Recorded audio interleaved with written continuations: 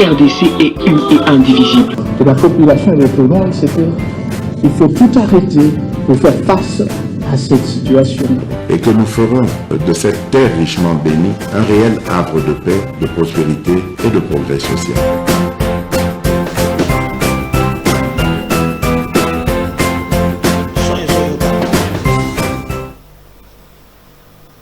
Les hommes passent, mais les institutions restent. Merci beaucoup. Et beau Salah par tous les moyens, beau travailler pour les Congo et non pas pour les individus. Parce que c'est au-delà de tout, Congo, Izali, Oyobiso, Tozali, Kotié la Motema, Batata Bamama Bandeko, Napesibino Mbote, Bisikanyon Sobozali Kolanda, MK Bez officiel, votre support, votre média, 24h/24, Bozolanda Biso en République démocratique du Congo.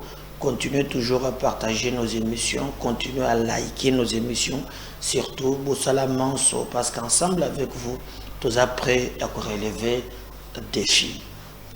Bande Konangai, Bozana Rumangabo, Nalandililo na Tongo, qui Burundi, Rwanda, Zofunda, Rwanda, Motomoko Boyo, Soki Kashinyuruma, Alekina Media Rwanda, Zolo Bao.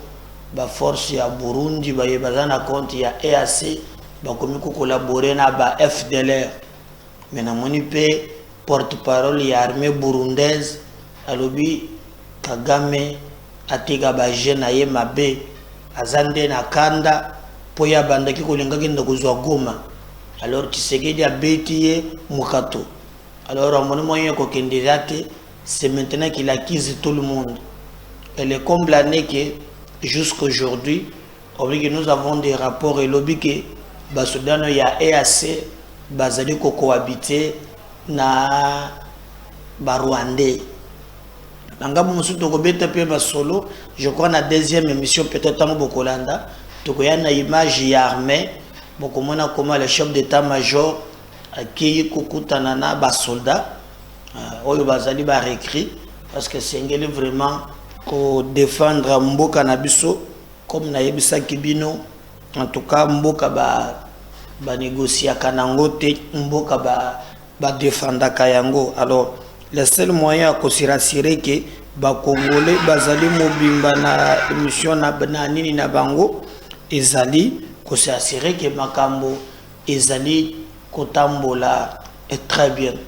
Daniel Safu Buchimunyi azali wapi bande konangai ba lobeke bazofuye banganda nyonso ya jamba azomona na te bazotambola de gauche à droite azomona na te les informations ya Brazzaville ezali ko se confirmer pour bande komoko balobi en tout cas ba service basi ba monier mais comme yé soki abendi mushoro azalaka kimia te abatamaki abandisuku kotona bato kote nganda jamba po akomi kona sika ndeko kende en tout cas bato abraza basonga biso.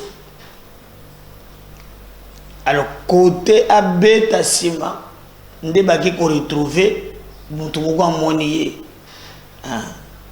eza kutona ba photo moko na kotindela bino bokomona ye peza vraiment tokobeta masolo na ye na ngambo ya Braza côté ye azali donc bokoyeba nyonso na mokolo ya lelo. Donc est-ce que ba kozoyer? Oui, parce que détermination te peut volonté à ba te belé ezali ba zoyer. J'ai quand même donné que je ba photo moko komeli wana moko komeli donc à kokite place azali à kokokate matière il faut la kato moment donc pour mona nake azali monde donc bazolo kaye na ba service awa en tout cas bazolo patrouiller boyeba très bien qui est déjà Mike Mukebai o bazalaki na ye na plateau moko aza déjà na niveau ya makala le reste etikali tatoyo bazali Kolukaye. En tout cas, nous pensons que le service est comme on a eu. Toyoki même, je ne sais pas si on a vu cette photo-là qu'on a envoyée. Tomoni même, qui Jackie Ndala, il n'y a pas Bimi, oh non, Makambo, Bakasaye, Mosusu Bazo Sala, Ezo Fingi Sebiso, Eza Biente, Eza Makambo Bolole yo moko Jackie Ndala. Na groupe ya bato na bino bolanda bapaya pona mbongo le koso. Un Congolais normal. Katombi papa, Congolais te. Maman, Congolais te. Moi si, Congolais te. Qu'est-ce qu'il fait? Même bagarre, botala na marche one. Baza pembeni na bazo sere sécurité na. So botali bilongi na bango, ba Congolais te. Même mboa boko la kananda, Congolais ba Congolais te. Ba bolole baza batoyo baza landa un étranger pour le koso ya mbongo. Ba bolole nde bango wana. Ba français milai na monoko et personnalité zate bato bosuma lokola ba kayabu. Ba bolole bango wana. Un digne fils du Congo. Maître Rabango Yawan, Chaka Zulu. Chaka Zulu. On te relève ce bibimbe Yangoan. Balubate, balubate. Oi. Tala mission au monde. Tala. Musugu tu azali bosso na ologele bino yango. Chef ya gangi Yawan. Et loko kamusingai. Ni église catholique à ta partie à Katumbi. Est-ce que vous avez consoli? Est-ce que vous avez consoli? Attaque non, nous condamnons tous les partis politiques, démocratie bien sûr. Et on m'a dit que Katumbi azana en yabakasaye makas. Pour ne pas azamu paya. A Monique non, il faut bakasser bazalate. Azana en. Bobike makambo ya bandela ki wapi? Bolanda mama za lokola forme moko boye, abandolo makambo moko boye o, balo balia kambwa, e boye na boye, na munbiso, boye na bo, soki mutongo, soki munongo, soki nani. Est-ce que vous avez vu Eze la Katumbi? Au contraire, Oyo kombona Olivier Kamitatu aye kotia tweet moulaï pour ne justifier l'injustifiable. Après Oyo un irresponsable musus. Hein? Ce qui ministre, azalaka ministre. Maman on a yona non? Hein? Bazoli amboa, Oyo, mamoyo. Mamoyo mde bosomone boy. Et puis, on peut pas dire qu'il paraît frappe na frappe. Frappe aller, frappe na retour. Abanda Bakamboy, toujours parti à Katumbi. Est-ce que vous avez vu un jour, au parti de que non, ce sont des propos séparatistes, Togo Kabolate, après Kamita, tu es venu lui soutenir. Katumbi est beaucoup de Kabango. Même discours au monakele quelqu'un na plateau one, on va faire qui chemise. Katumbi monto atinda ki bango. Un parti sérieux. Au komona ba yebo non.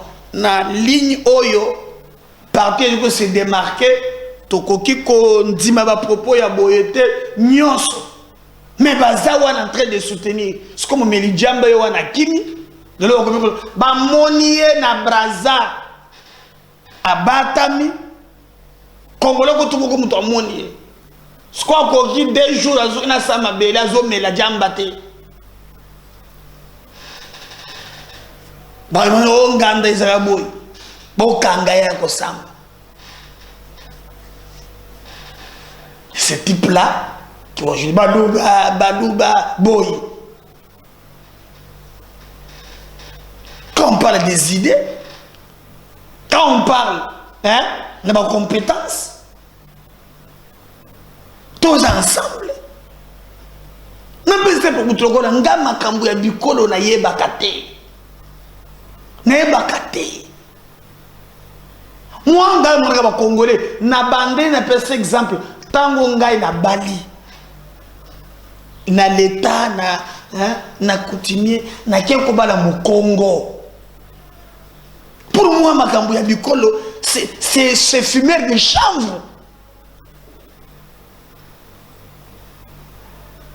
qui nous rappelle maintenant. Et les gens, au lieu d'arrêter ça, et j'ai compris que les gens basent na haine contre les Kassaïens. Tala tempi, Orozali Bosso, Ozali Mouindale, Mipemba. Non seulement vous avez les mêmes, mais aux autres, les sarapo. Quand quelqu'un a l'ingangue et les bandes, c'est qu'il a quatre vies des amis. Son monument va la tchétchok. Donc il veut combler le vide de mon à l'intérieur. C'est qu'il veut trop apparaître.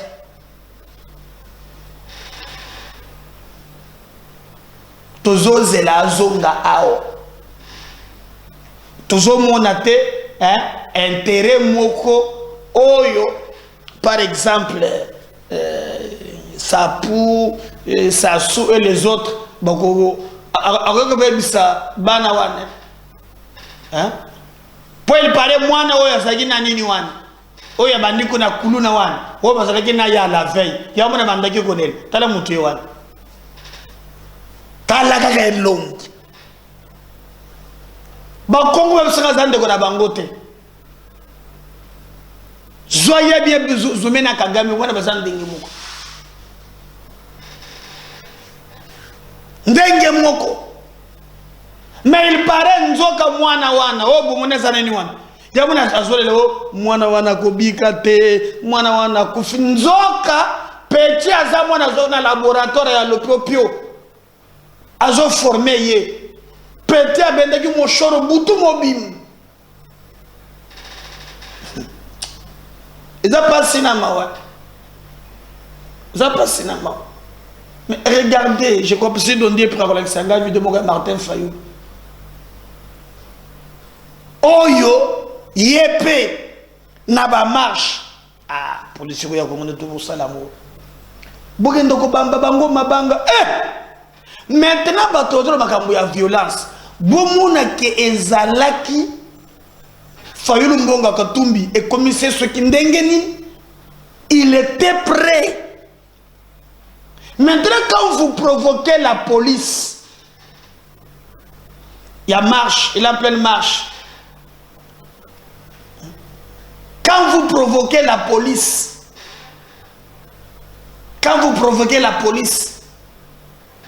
Bozoze là, que la police réagisse. Comme ça à la fin, c'est pas possible. C'est pas possible. J'ai même fait essayer de hockey là-bas. Comment on conclut Kozala, un leader, aux autres du peuple, à qui s'attaquer à la police? En d'autres termes, j'ai vu même un journaliste Moko, que moi je connais personnellement, John, va bétailler machette, nabanini. Donc, marche en question, et Zala qui accompagnait Nabakuluna.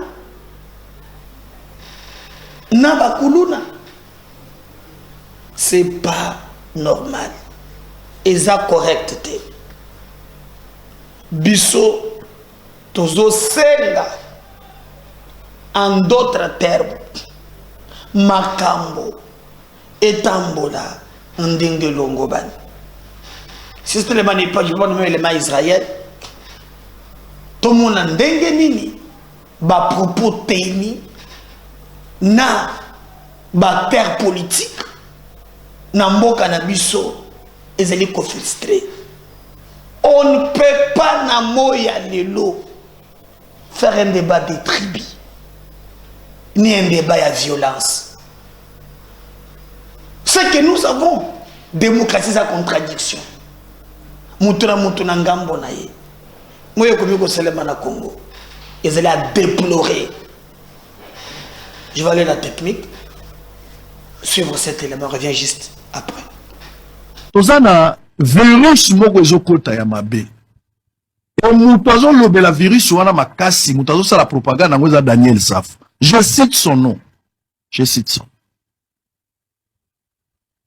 Tout bana nous clair. Vital Kamerhe awuti ko luka masangu na Zambie. Bakendangi na ba délégation. Problème masangu eza ya komata.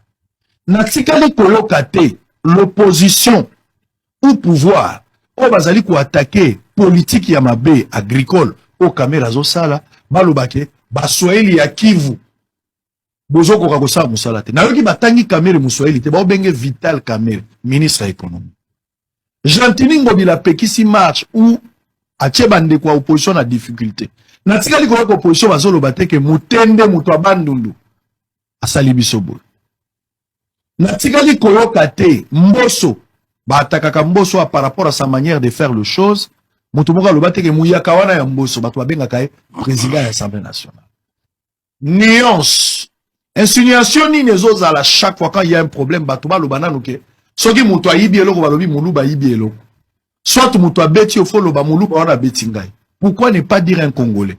L'infraction est ali tribal ou infraction est ali par rapport à comportement, l'acte infractionnel que vous avez posé. Et Moutazo, ça la campagne nango lelo yebani, kombo na Daniel Safo. Il n'y a plus à cacher. Ngala koki ko diffuser makambo Safo alobaki na télévision te. Où le journaliste est là accompagné. Moi je ne peux pas le dire. Balouba batu babomi chalamwana, babomi na régime. Il a des éléments. Lelo nga lazali ya muza zolo ba yebi ekolo na ngate nga na yebi ayete. Eloko zo intéressé nga na muza eza ba valeur.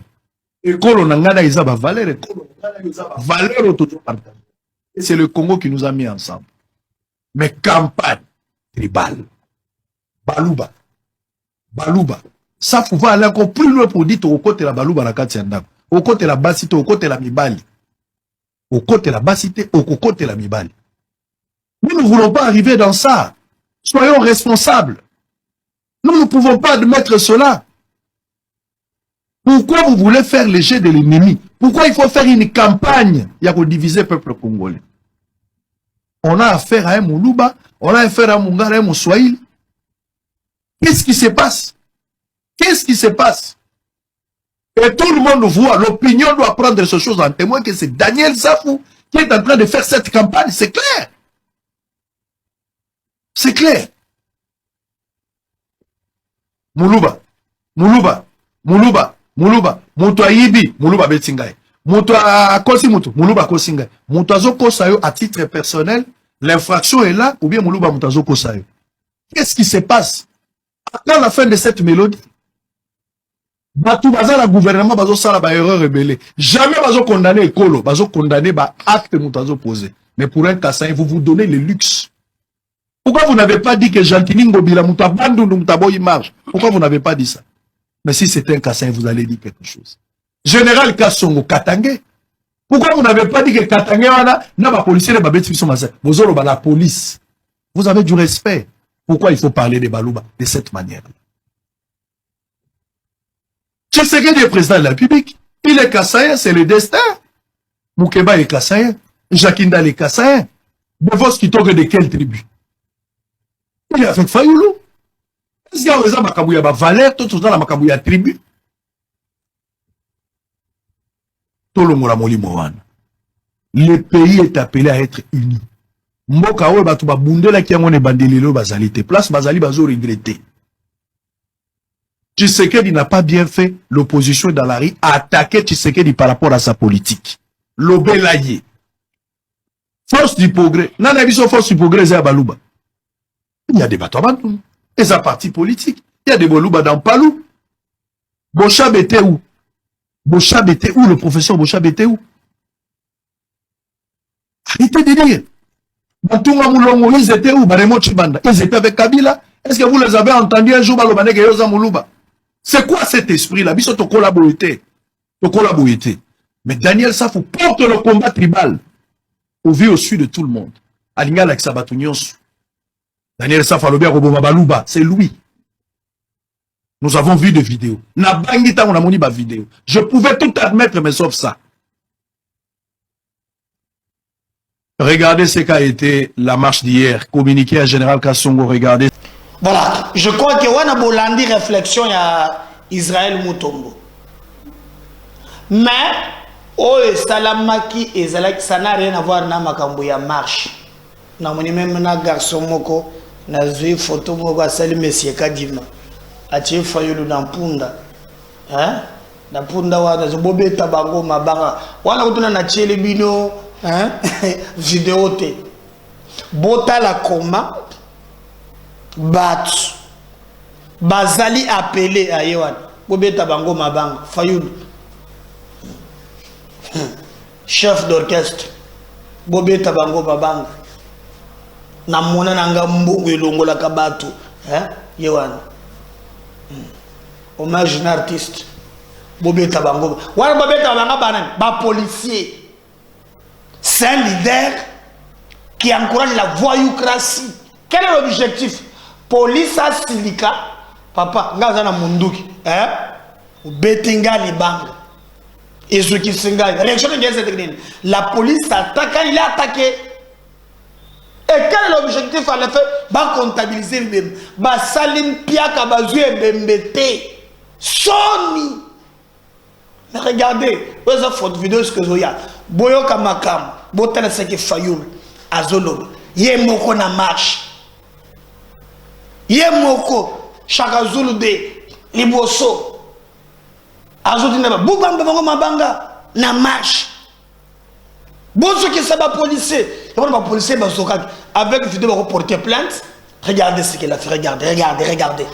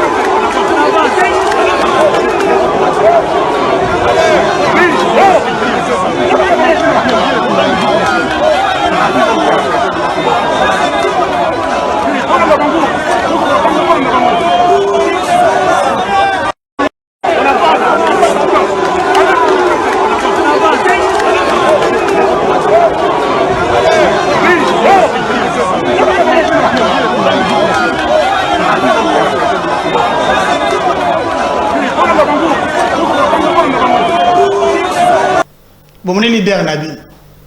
Hôtel place wana Katumbi Azali. Hôtel Nangambo wana Fayulu Azali. C'est Fayulu Katumbi patron Kangi Maboko talande batu basilaka. Chef ya Bakurun. Et puis ozola qui s'abattent. Babamba ba force de l'ordre à Mabanga. C'est ça l'opposition. Et après, oh non, il y avait la violence, ça a été organisé. Bon, mon Ibinumoko Fayoul, na Katumbi Pembe. Et il a voulu amener même des ordres dans le Congo central. Donc, pour naïe, Batouba Kende, Batouba Zoka, et Bomona Kimokolo Elandaki, na théâtre na Bango, Dieu les a confondus. Bakendaki na hôpital, Bakende Koluka maintenant, Batoba Zoka ki. Alors que Yemoko Fayoul qui c'est la force de l'ordre. Soni Namawa. C'est pas comme ça qu'on va faire la politique. La violence engendre la violence. Policiers Zana Munduki. Tu envoies quelqu'un bambaye les banques. Même tant que babeta qui moi on a te condamné que violence. Mais quand les policiers le bien to fanda kaboye to mona même bana wana bakoti babeki mabanga bazukisi policier eza na kanda wana ndeba policier bazwaki mwana toko ko encourager la police mais la police attaque, il est attaqué. Maintenant yo leader obimi pona marche Quand tu incites à la violence, un tribal, bango, incitation à la violence, bango. Et c'est ça l'opposition en République démocratique du Congo. Basalilié même à Matina Mpunda, le roi de Mabanga, Kendo Bamba Bango Mabanga. Lobby, vous prétendez, policier Moko, Oyo Bakotana Kina Tshisekedi, Mikolomi Bale Oyo, c'est lui qui avait encadré la marche. Mais à l'époque, tu sais qu'il y a monié. Le bien, je me souviens d'un gars Salakaboy qui savait qu'un jour, tu sais qu'il y a un pouvoir. Il faut toujours qu'on loue par tous les moyens comment encadrer foule, tous à la modèle. Et je donne raison à Peter Kazadi quand il dit que ce qui s'est fait, il y a une opposition. Ils ont mbongo et belé. Ils font un journaliste, ils ont s'organisé pour un mensonge. Parce que je n'ai pas vu les journalistes qui ont travaillé pour un compte Yabapaya. Je n'ai pas vu ni l'église catholique au moins abimi pour condamner l'agression. Mais je n'ai pas mbongo pe apparemment personne a un an bona bagona chole baza pendenge moko parce que des propos tenus na batu ya Katumbi d'ailleurs même avant oyo sessionniste séparatiste oyo Kyungu na comment il s'appelle Mwando Charles. Ce qu'il a dit à l'Obadi dernièrement, nous n'avons pas réagi. Maintenant, c'est Fayoum qui incite à la violence. Nous n'avons pas le bataille. C'est que, bateau na motema, bali na makanisi mususu. C'est que, bazana makanisi mususu. Et ça, makambu ya soni. Et le moumeli bangi wana keko batam. Yo Chaka Zulu, armée citoyenne. Mais moi, ça a les bossons. Mouloubate. Chaka Zulu. Je vois personne les condamner. Les Kambouya Soni, les Kambouya Somo. Pour moi, le Congo qui est toujours le lobby pour na banana biso et zali grave. Thierry Moussenepo a réagir. Thierry Moussenepo a réagir. Na makambo ya Katumbi, il a aussi réagi. Na makambo ya Matata, Thierry Moussenepo ezali batu ya parti ya Mende, Lambert Omalanga, Omende alobaka yepa alobaka. En d'autres termes, makambo Mende alobaka ye muto yaka ko relayer.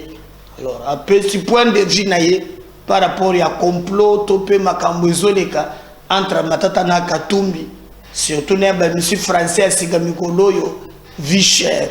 Le parti à Lambert Mende va réagir ça qui j'aime que Tolanda et nous allons revenir juste après. Parce que le fond du discours ne convainc pas les Congolais. Quand on parle ils ont choisi 3 thèmes. Quand on parle de la vie chère, oui, allez-y. Ils ont choisi 3 thèmes. Le premier thème, c'est contre la faim, contre la vie chère. Mais qui est en train de le dire? Est-ce que vraiment Moïse Katumbi peut regarder les Congolais dans les yeux et parler de la faim et de la vie chère? Le gars a été gouverneur du Katanga ici. Il a vendu du vent aux Katangais avec les bungas qu'il montrait en hectares et en hectares alors que c'était des commerces personnels et privés.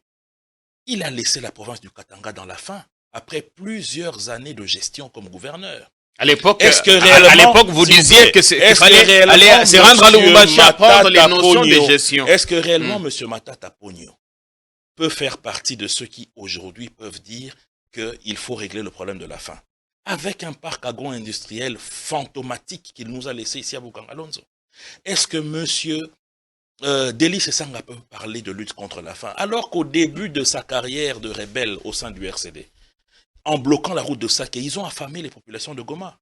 Est-ce que M. Fayou ne peut parler de lutte contre la faim alors que ce dernier a puisé dans les caisses de l'hôtel de ville pour ses propres biens, ses propres business. À l'époque, André Kimbuta l'a dit ouvertement au gouverneur de la ville qui lui réclamait de rembourser cet argent-là quand il était finalement devenu opposé à lui. Donc déjà ça ne tient pas. Deuxièmement, parlons de la question des élections. Mais comment est-ce qu'ils peuvent se plaindre aujourd'hui alors que lorsqu'il y a eu répartition des sièges de responsabilité au niveau de la CENI, selon la loi cadre sur le fonctionnement de la CENI, l'ensemble de Moïse Katumbi était avec nous dans l'Union sacrée. Nous avons partagé le quota qui était le nôtre. Comment est-ce que ces pseudo-dictateurs, je leur demande de quitter le fétichisme, parce qu'ils ne peuvent pas se prendre pour des rois qui décident sur tout le bureau de la CENI, alors que la loi organique répartit les responsabilités. Comment peuvent-ils dire qu'ils ne veulent pas de Denis Kadima alors que les confessions religieuses, sous-composantes de la société civile, qui doit choisir le président de la CENI, ont jeté leur dévolu sur M. Kadima? On connaît évidemment l'objection de l'Église catholique, objection de l'Église catholique ou pas, objection de l'Église catholique ou pas, Monsieur l'abbé Monseigneur Cholet en sait quelque chose, évidemment. Monsieur l'abbé Monseigneur Cholet des menaces, l'argent circulé. Monsieur l'abbé Donatien Cholet est reçu presque chaque semaine ici à la CENI chez Monsieur Kadima. Il reconnaît en lui le président de la CENI. Monsieur Fayoulou a reconnu sur les antennes de B1 au plateau de Madame Élisée Odia qu'il reconnaissait la présidence de Monsieur Kadima. Donc, ils sont comme ça de manière péremptoire à décider qui doit être à la CENI ou qui ne doit pas l'être. Voilà des pseudo-dictateurs que les populations ne peuvent pas suivre. Ils parlent de la question d'insécurité. Monsieur Kaimbe, regardez-moi dans les yeux. Depuis qu'ils font leur communiqué à gauche et à droite, est-ce qu'ils ont, ne fût-ce qu'une fois, condamné le Rwanda? Katumbi l'a fait Condamné plus d'une fois, Matata l'a fait, nous Fayoulou a parlé avons tous les besoin, jours. Il a même dit que Félix a aujourd'hui, plagié, il a piqué ses mots. Il fonctionne en quattro. Est-ce que ce quattro a pondu un communiqué allant dans ce sens-là? Leur communiqué de Lubumbashi, le tout premier dans le genre. Vous avez lu une paragraphe, une phrase où il y a... Parce que le fond du discours ne convainc pas les Congolais. Quand on parle ils ont choisi 3 thèmes. Quand on parle de la vie chère, oui, allez-y. Ils ont choisi 3 thèmes. Le premier thème, c'est contre la faim, contre la vie chère. Mais qui est en train de le dire? Est-ce que vraiment Moïse Katumbi peut regarder les Congolais dans les yeux et parler de la faim et de la vie chère? Le gars a été gouverneur du Katanga ici. Il a vendu du vent aux Katangais avec les bungas qu'il montrait en hectares et en hectares alors que c'était des commerces personnels et privés. Il a laissé la province du Katanga dans la faim après plusieurs années de gestion comme gouverneur. À l'époque, vous disiez qu'il fallait aller se rendre à Lubumbashi apprendre les notions de gestion. Est-ce que réellement M. Matata Pogno peut faire partie de ceux qui aujourd'hui peuvent dire qu'il faut régler le problème de la faim avec un parc agro-industriel fantomatique qu'il nous a laissé ici à Bukangalonzo? Est-ce que M. Delis Sanga peut parler de lutte contre la faim alors qu'au début de sa carrière de rebelle au sein du RCD, en bloquant la route de Saké, ils ont affamé les populations de Goma? Est-ce que M. Fayoulou peut parler de lutte contre la faim alors que ce dernier a puisé dans les caisses de l'hôtel de ville pour ses propres biens, ses propres business? À l'époque, André Kimbuta l'a dit ouvertement au gouverneur de la ville qui lui réclamait de rembourser cet argent-là quand il était finalement devenu opposé à lui. Donc déjà ça ne tient pas. Deuxièmement, parlons de la question des élections. Mais comment est-ce qu'ils peuvent se plaindre aujourd'hui alors que lorsqu'il y a eu répartition des sièges de responsabilité au niveau de la CENI, selon la loi cadre sur le fonctionnement de la CENI, l'ensemble de Moïse Katumbi était avec nous dans l'Union sacrée. Nous avons partagé le quota qui était le nôtre. Comment est-ce que ces pseudo-dictateurs, je leur demande de quitter le fétichisme, parce qu'ils ne peuvent pas se prendre pour des rois qui décident sur tout le bureau de la CENI, alors que la loi organique répartit les responsabilités. Comment peuvent-ils dire qu'ils ne veulent pas de Denis Kadima alors que les confessions religieuses, sous-composantes de la société civile, qui doit choisir le président de la CENI, ont jeté leur dévolu sur M. Kadima? On connaît évidemment l'objection de l'Église catholique, objection de l'Église catholique ou pas, objection de l'Église catholique ou pas, Monsieur l'abbé Monseigneur Cholet en sait quelque chose, évidemment. Monsieur l'abbé Monseigneur Cholet des menaces, l'argent circulé. Monsieur l'abbé Donatien Cholet est reçu presque chaque semaine ici à la CENI chez M. Kadima. Il reconnaît en lui le président de la CENI. M. Fayoulou a reconnu sur les antennes de B1 au plateau de Madame Élisée Odia qu'il reconnaissait la présidence de M. Kadima. Donc, ils sont comme ça de manière péremptoire à décider qui... Voilà, je crois qu'on a Bolandi parti à main demain. Déjà, le programme qui s'itine Vous allez voir le deuxième numéro, toujours une exclusivité, mais regardez quand même boulevard Ndenge Ezali, bah Pekisi, bah tout déjà, voilà, on a bon na boulevard barrière au Black Boy au Mukamat, hein, et je crois on a bah l'administration ce matin, bah boy pas de city ni de bosso ya Seni des opposants à 25e maire, voilà. On a une barrière qui dit boy au Mukamat. Donc voilà au moins dans les recherches à Bibé, on a fallu bamba bango mabanga, bamba bango, te vraiment bangezati. Partagez ces liens. Bo zala abonné. Ceux qui ont s'abonné, occupez na like ou like vidéo. N'oubliez pas de nous soutenir. À tout à l'heure, j'ai regardé le deuxième numéro. Bye.